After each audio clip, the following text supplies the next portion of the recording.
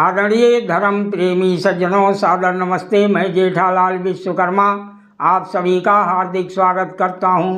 रामायण अयोध्या कांड सर्ग 2।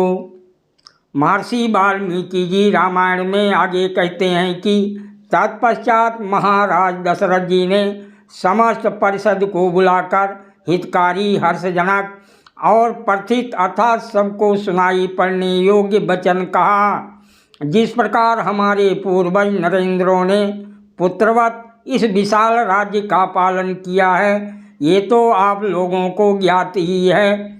मैं इक्ष्वाकु वंशी राजाओं द्वारा प्रतिपालित संपूर्ण राज्य को सुख और कल्याण से युक्त करना चाहता हूँ। मैंने भी अपने पूर्वजों के मार्ग का अनुसरण करते हुए परमाद रहित यथाशक्ति प्रजा का पालन किया है। प्रजाजनों के हित की कामना करते हुए इस श्वेत राज छत्र के नीचे मेरा ये शरीर जरा जीर्ण हो गया है। अब मैं चाहता हूँ कि इस जीर्ण शरीर को विश्राम दूँ। पराक्रम द्वारा सेवन करने योग्य और आजितेंद्रिय पुरुषों से ना उठा सकने योग्य इस संसार के धर्म रूपी धुरा को ढोते हुए अब मैं थक गया हूँ। अतः श्री राम को राजकार्य में लगाकर मैं विश्राम ग्रहण करना चाहता हूँ। यदि मेरा ये विचार उचित और योग्य हो तो आप मुझे अनुमति दें, अथवा जो करना उचित हो वो बतलावें। महाराज दशरथ जी के इन वचनों को सुन सब राजा लोगों ने वैसी ही प्रसन्नता प्रकट की जैसे बरसते हुए बादल को देखकर मोर प्रसन्नता प्रकट करते हैं।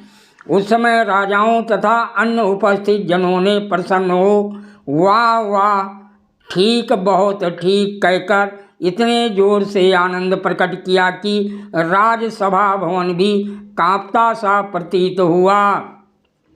महाराज दशरथ के मनोभावों को जानकर महर्षि वशिष्ठ आदि ब्राह्मणों, राजाओं तथा नगर और राज्य के प्रधान लोगों ने परस्पर विचार विमर्श कर महाराज दशरथ जी से कहा, हे राजन, आप राज्य करते करते बहुत वृद्ध हो गए हैं, अतः अब आप श्री राम को युवराज पद पर अभिषिक्त कर दीजिए। हमारी हार्दिक अभिलाषा है कि महाबाहु एवं महाबली श्री राम एक बड़े हाथी पर बैठकर और सिर के ऊपर राज छत्र लगाए हुए चलें और हम ये शुभ दृश्य देखें।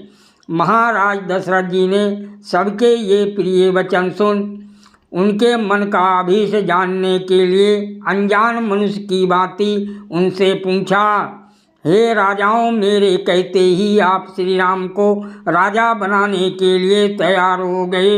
इससे मेरे मन में एक संशय उत्पन्न हो गया है। आप लोग ठीक ठीक उत्तर देकर उसका निवारण कीजिए।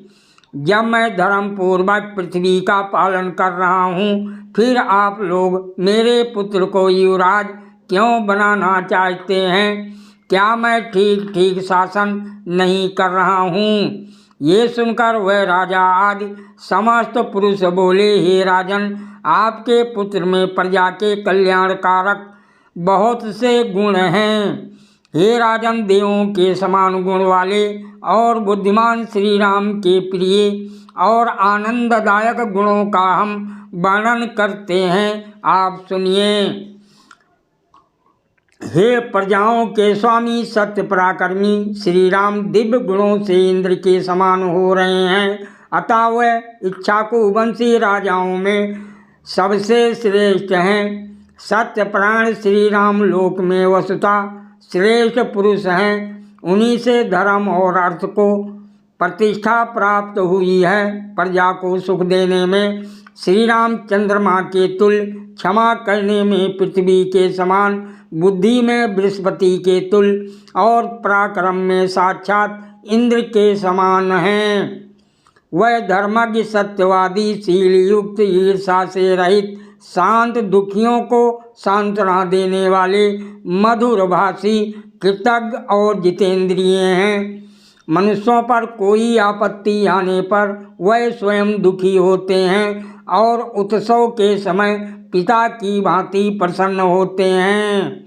श्री राम सदा सत्य बोलने वाले, महान धनुर्धर, वृद्धों की सेवा करने वाले, जितेंद्रिय, हंसकर बोलने वाले और सब प्रकार से धर्म का सेवन करने वाले हैं।